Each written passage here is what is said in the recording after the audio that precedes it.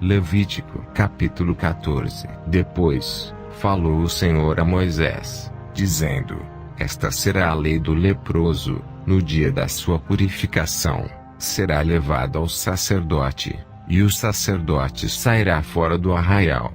E o sacerdote, examinando, eis que, se a praga da lepra, do leproso for sarada, então, o sacerdote ordenará que, por aquele que se houver de purificar, se tomem 2 aves vivas e limpas, e pó de cedro, e carmesim, e hisopo. Mandará também o sacerdote, que se degole uma ave, num vaso de barro, sobre águas vivas, e tomará a ave viva, e o pau de cedro, e o carmesim, e o hisopo, e os molhará com a ave viva, no sangue da ave que foi degolada, sobre as águas vivas. E sobre aquele que há de purificar-se da lepra, espargirá 7 vezes, então, o declarará limpo, e soltará a ave viva, sobre a face do campo. E aquele que tem de purificar-se, lavará as suas vestes, e rapará todo o seu pelo, e se lavará com água,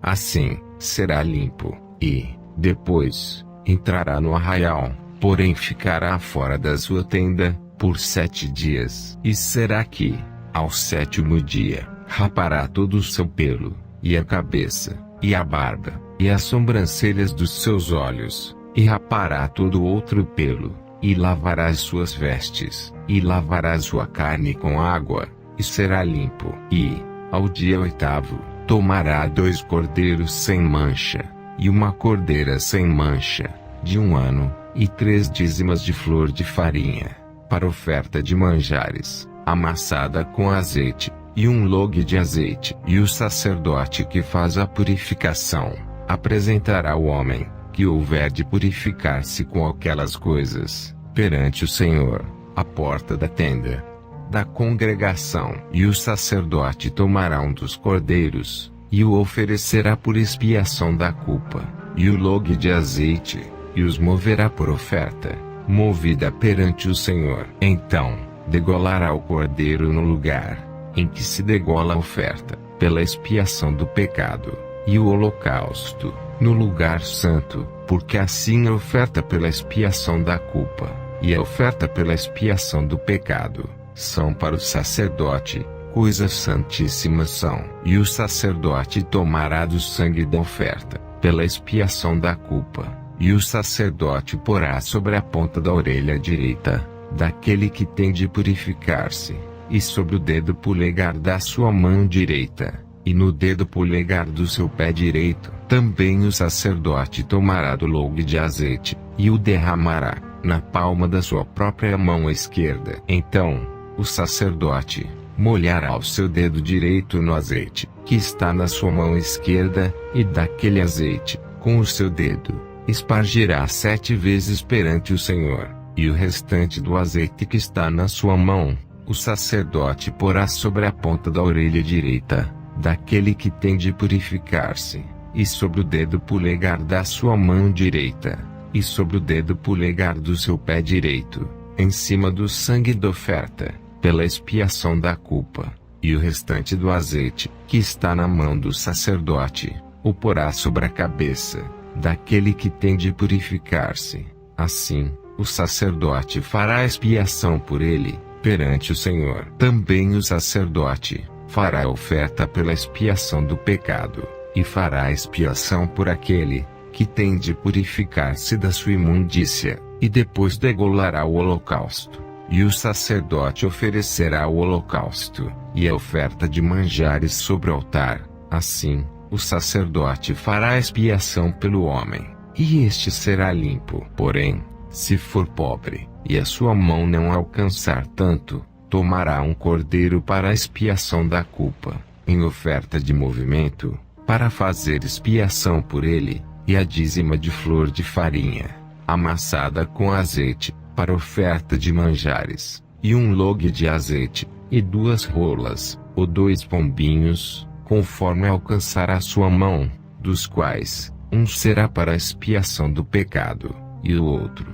para o holocausto. E, ao 8º dia da sua purificação, os trará o sacerdote, à porta da tenda da congregação, perante o Senhor. E o sacerdote tomará o cordeiro da expiação da culpa, e o log de azeite, e o sacerdote os moverá, por oferta movida, perante o Senhor. Então, degolará o cordeiro da expiação da culpa, e o sacerdote tomará do sangue da oferta, pela expiação da culpa, e o porá sobre a ponta da orelha direita daquele que tem de purificar-se, e sobre o dedo polegar da sua mão direita, e sobre o dedo polegar do seu pé direito. Também o sacerdote derramará do azeite na palma da sua própria mão esquerda. Depois, o sacerdote, com o seu dedo direito, espargirá do azeite que está na sua mão esquerda 7 vezes perante o Senhor.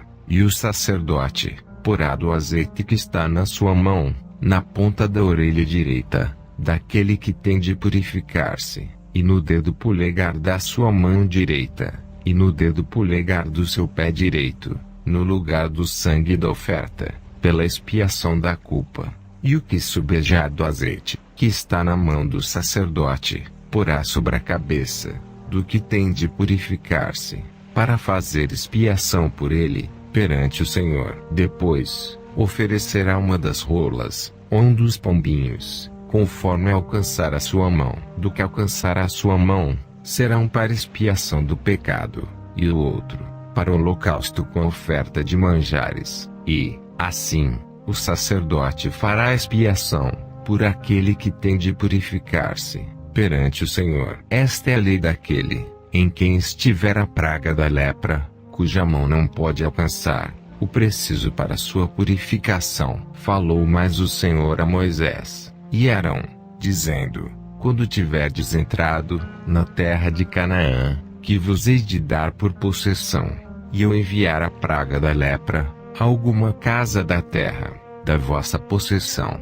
então virá aquele de quem for a casa, e o fará saber ao sacerdote, dizendo: parece-me que há como que praga em minha casa. E o sacerdote ordenará que despejem a casa, antes que venha o sacerdote, para examinar a praga, para que tudo que está na casa não seja contaminado. E, depois, virá o sacerdote, para examinar a casa, e, vendo a praga, e eis que, se a praga nas paredes da casa tem covinhas verdes ou vermelhas, e parecem mais fundas do que a parede, então, o sacerdote sairá daquela casa, para fora da porta da casa, e cerrará a casa por 7 dias. Depois, tornará o sacerdote ao 7º dia e examinará, e, se vir que a praga nas paredes da casa se tem estendido, então, o sacerdote